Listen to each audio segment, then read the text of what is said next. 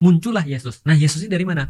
Oke, ini perbedaannya. Dalam Islam dikatakan Maria tidak punya suami. Kristen juga sama, walaupun kadang-kadang mereka bilang suami, tapi sebenarnya bukan suami, tunangan.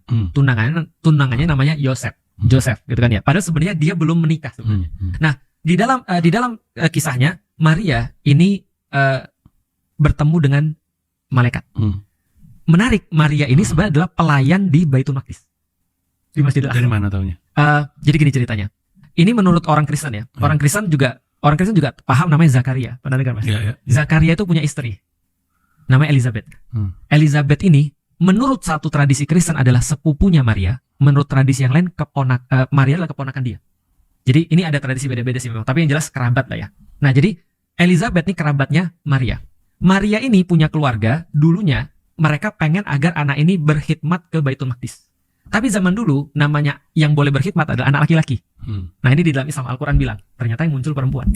Pernah dengar surat Ali Imran, Mas? Iya. Ali Imran adalah bapaknya, Ali Imran artinya keluarganya Imran. Imran ini bapaknya Maryam atau Maria. Tradisi Kristen tentu saja berbeda. Nah, ini bedanya. Bedanya adalah Maria yang jelas kalau di dalam Islam tidak menikah, di sana menikah atau bertunangan. Oke.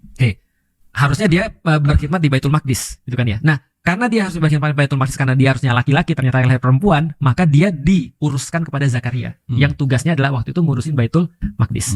Di Baitul Maqdis di Masjidil Aqsa, dia ketemu dengan malaikat. Malaikat bilang, "Kamu bakal hamil." Dia bilang, "Gila, kenapa gua hamil?" Enggak sih, enggak bilang gila. Itu tambahan.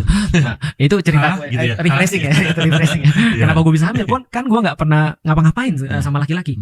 Dikatakan ini keputusannya Allah, kamu akan mengandung seorang anak ini kelak nanti akan jadi orang penting.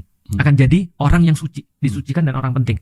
Lalu kemudian Maria mengandung, setelah mengandung, akhirnya pas mengandung itu terjadilah sensus penduduk di orang-orang Romawi. Menurut beberapa orang, sensus penduduk ini dipicu karena ada orang-orang berkata sebentar lagi Mesias datang. Ada raja baru. Herodes bilang, "Raja baru? Kan gue rajanya." Kenapa ada raja baru? Sensus orang-orang. Sensus orang-orang, aku pengen setiap laki-laki yang muncul dibunuh.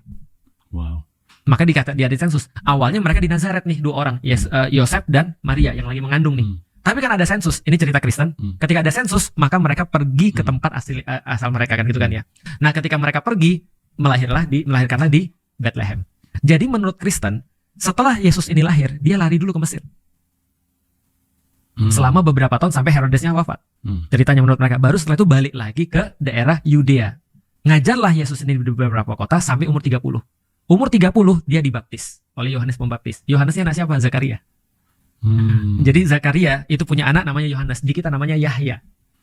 Nah, Yahya terus kemudian baptis Yesus.